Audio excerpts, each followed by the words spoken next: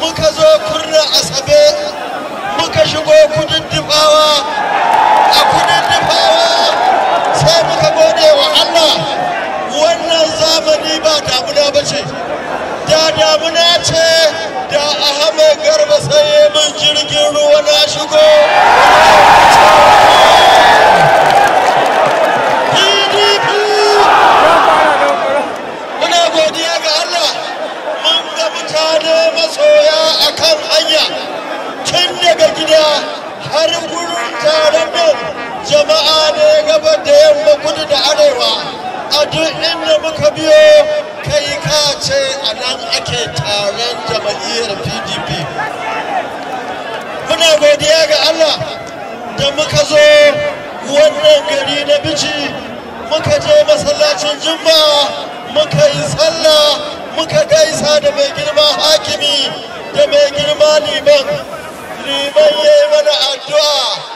ya yi addu'a ya ce Allah muna roƙonka Allah ka ba mu shugabanni na gari na ce liman amu hakimi ya ce amu domin mun san wane ne shugaba na gari wane ne shugaba na banza liman baka faɗi suna ba amma mun san da mu kake mu ne shugabanni na gari PDP muna godiya ga Allah da ya ba mu wannan 'yan takara masu daraja ina matasa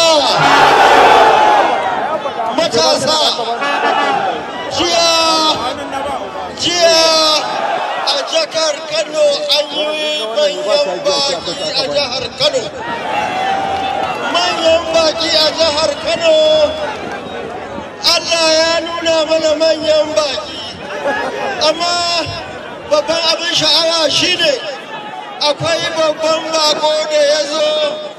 abin ya bani sha'awa domin ya sa wani bakin gilashi ya yi kyau amma mai gilashi ya zo ya ga mutane daban-daban amma wanda ya fi so a ganshi bakin gilashi ya hana a ganshi wannan gilashi shine muke cewa ya so mai dubarudu ya ga dubarudu a Kano amma kuma mai gilashi bai dubarudu rudu bai ji daɗi ba jiya duk a saurara matasa wannan taro tun daga Kano har zuwa Kana cibiyar ruwa garin ɗan Daudu yayin da aka je wannan taro babban bako da mai masaukin baki tsakaninsu kilomita 2 a jiya an yi wani irin zaman doya da manta matasa kowa ya ce doya manja jiya mun ga zaman doya da manja jiya mun ga babban bako ya sa gilashi ya juya bakinsa ya kalli sama ya kau da kai ana kaɗe-kaɗe ana rawe-rawe ya kalli can rudi ya kalli can duba rudi ko duba ajiya mun yi kallo a jihar Kano amma babban kallo PDP babban kallo sai wata mai zuwa matasa saurara a yi magana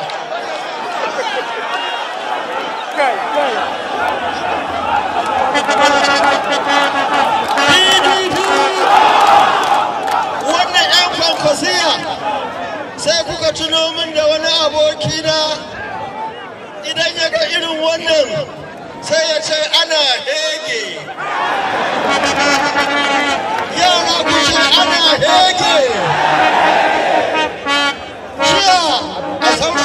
masu saurara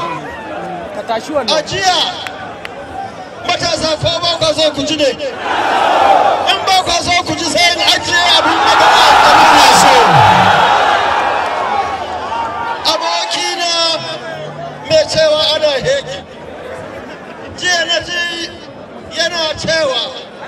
daga heka a cikin wani muka biyo ta bai hekara muka wuce ta herada muka je ta mota muka heheyi a wurin malai hehu muka ji daɗi